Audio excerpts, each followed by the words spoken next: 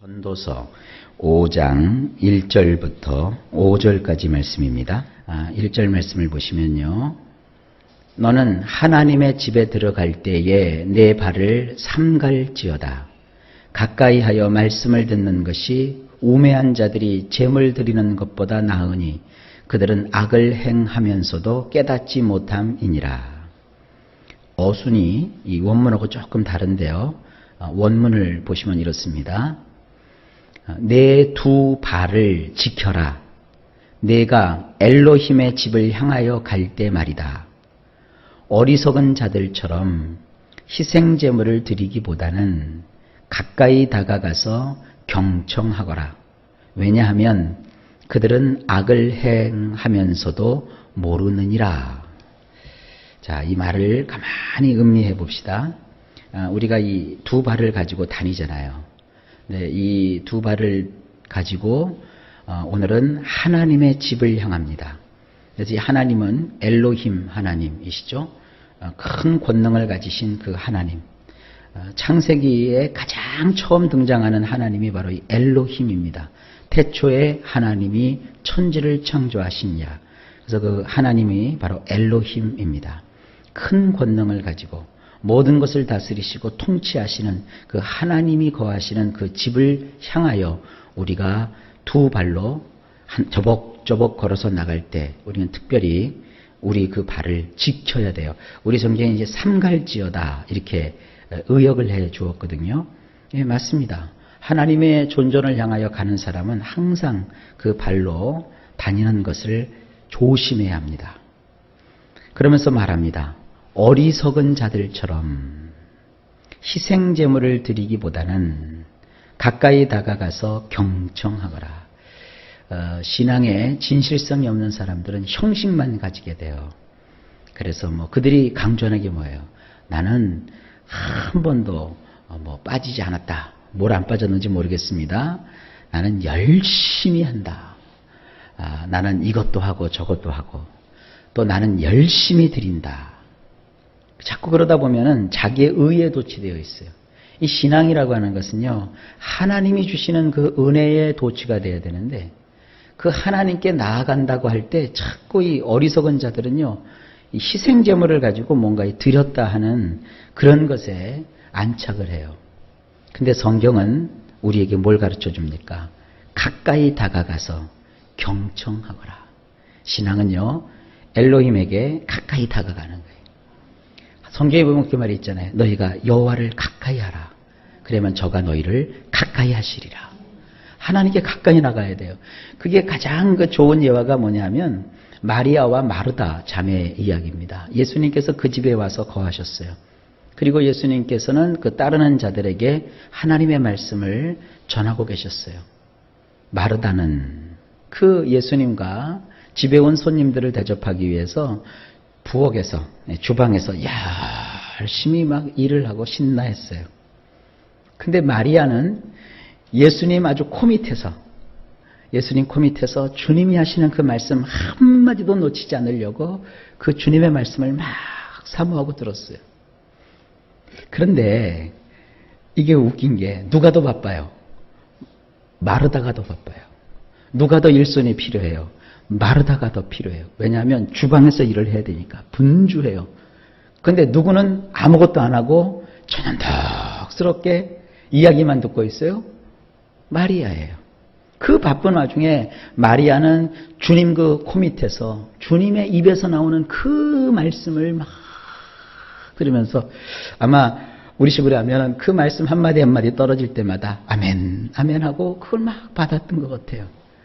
근데 이 마르다의 눈에는 그런 그 마리아가 눈꼴이신 거예요. 그러더니 이제 그가 얘기해요. 예수님, 마리아 좀 이쪽으로 보내주세요. 지금 바빠 죽겠는데 얼른 와서 이것을 좀 돕게 해주세요. 지금 제가 정신이 있는 거야 없는 거야? 얼른 나에게 와서 빨리 일을 도와야지. 예수님이 뭐라고 하세요? 마르다야, 그것으로 족하다. 그것으로 족하다.